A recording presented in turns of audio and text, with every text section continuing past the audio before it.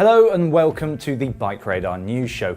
Today we'll be looking at the difficulties facing Wiggle and ChainReaction cycles and what they mean for the everyday cyclist. We'll also be talking about e-bike batteries. After a number of high-profile incidents, the London Fire Brigade has a worrying report about their safety. And we'll finish by diving into the world of hookless road wheel standards, because we think there's never been such a good time to go tubeless.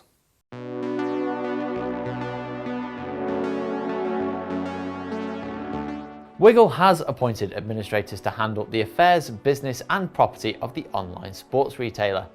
The move comes as WiggleCRC's parent company, Signa Sports United, recently announced the intention to restructure and delist from the New York Stock Exchange. This is really sad. Some brilliant brands like Vitus, Nukeproof, Prime, DHB and more could be at risk too. But the current situation is very fluid, with Mike Ashley's Fraser Group reportedly considering a bid. It's certainly a situation to keep your eyes on. And it's not just Wiggle actually. Isla Bikes announced that it is to cease production and sale of bikes, citing difficulties in the cycling industry. Yeah, it does give a really rather gloom outlook for sure. Even Shimano has said in its latest financial statements that the global cycling market remains fairly weak. But Liam, what are Wiggle's figures saying? Well, their annual report and financial statements for the year up to the 30th of September 2022 revealed the business recorded a pre-tax loss of just over £97 million. The company generated more than $252 million in revenue, with 38% coming from international territories outside of the UK. The annual report says the business benefited from the pandemic lockdowns, particularly through 2020 and 2021, as many other retailers also did during that time. It is interesting to note though that while sales were down 32% in the year up to September 22, they were still up 7% compared to the same period in 2019. Yeah, so in all the doom and gloom, there might be a glimmer of hope for the group as a whole and the rest of the cycle industry. But it is a fluid situation, as we've already mentioned, so stay tuned to BikeRadar.com as the situation develops.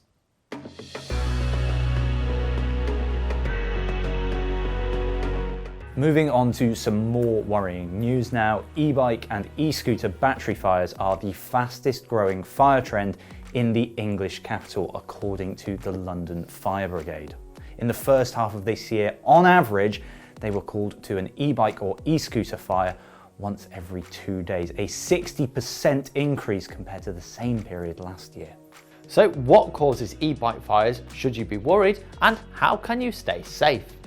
It's probably best to start with what Electrical Safety First, the UK's leading charity on electrical safety, has to say. So their 57-page battery breakdown report on e-scooter and e-bike fires listed 3 main external conditions that contribute to e-bike and e-scooter battery failures. So they are electrical, mechanical and thermal. The greatest scrutiny is on e-bike conversion kits because they are unregulated. The lack of regulation, says Electrical Safety First, leads to many kits available online, not including the battery. This and the charger are therefore often left to the consumer to source and ensure compatibility.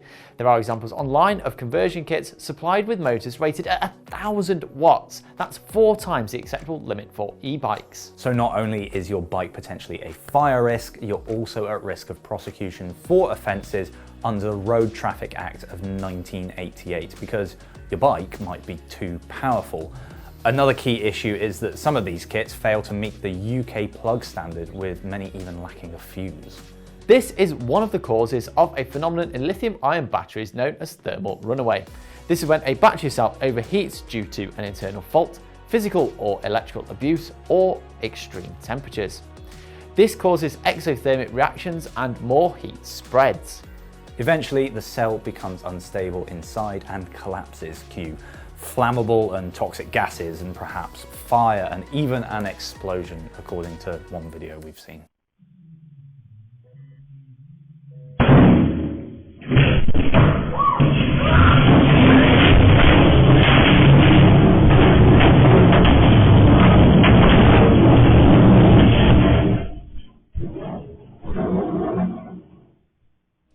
There are, of course, reputable conversion kits available from brands such as Citronex.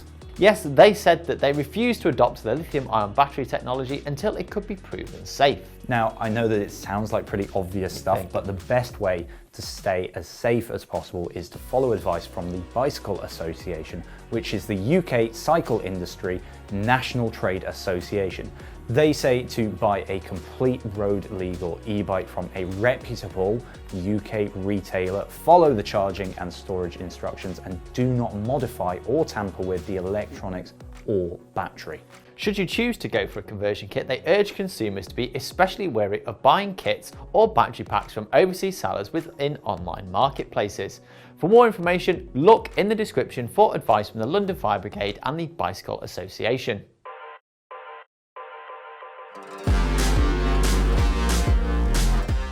As late as 2020, it was safe to say standards and compatibility for hookless, tubeless road bike tyres and rims. It was all a bit of a mess really, wasn't it? It was really annoying because it made switching to tubeless that bit more complicated, as it wasn't always clear what tyres could be used with what hookless rims. Now, I told you us roadies have it bad. You mountain bikers have actually been on hookless rims for years, right? Yeah, absolutely. We've had hookless rims for probably the last decade or so in the mountain bike world, and to be honest, it's one thing I've never ever worried about when it comes to tyre and rim compatibility. Just slap your tubeless tyres on, drip in your sealant, pump them up until the beads pop into place, and Bob's your uncle, job's done. In recent years, there's been a real effort to tighten up standards and compatibility issues on the kind of road side of things. Hookless road bike rims and, crucially, the range of tubeless tyres that can be used with them have now been largely standardised, to the point where there's a much broader array of options. That's great news for the end user because you can likely find a setup that works perfectly for your riding rather than just putting up with something that kind of does the job. Yeah, but while things are improving, Envy told us there is still work to be done, namely with tyres. Although the European Tyre and Rim Technical Organisation, the international body that sets the standard for these types of things, has defined a lot of the standards and tolerances for road tubeless tyres, Envy says these are only recommendations. The brand says bead material, bead stiffness and the bead diameter are not currently defined or standardised. Now, without standardisation in place, you run the risk of installing a tyre with an overly slack or tight bead, potentially making installation tricky or the wheel-tyre combination unsafe. Although the number of hookless compatible tyres has increased, there are still limitations. Continental, for example, has specific limitations on the rim's internal width and a maximum tyre pressure of 5 bar or 73 psi when its road tubeless tyres are used on hookless rims. So what's our take as we near the end of 2023? We'd say that hookless tech for road bikes has matured to the point where most wheel makers and tyre manufacturers are confident in their product's compatibility. That's due to tighter manufacturing tolerances in both rims and tyres, increased collaboration and thorough testing by both wheel and tyre makers have allowed them to establish what works with what, and crucially, what doesn't. Always a crucial thing.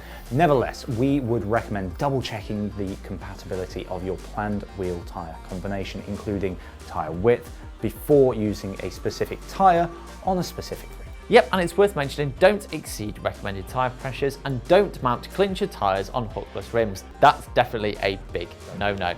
Now, if you want to see an expert's guide to tubeless tyre setups, then just click up here for a nice little video. If you've got any thoughts on the future of the cycling industry given the recent turmoil, then do share them in the comments below. Yep, and don't forget to subscribe to the channel if you haven't already, and we'll both see you next time.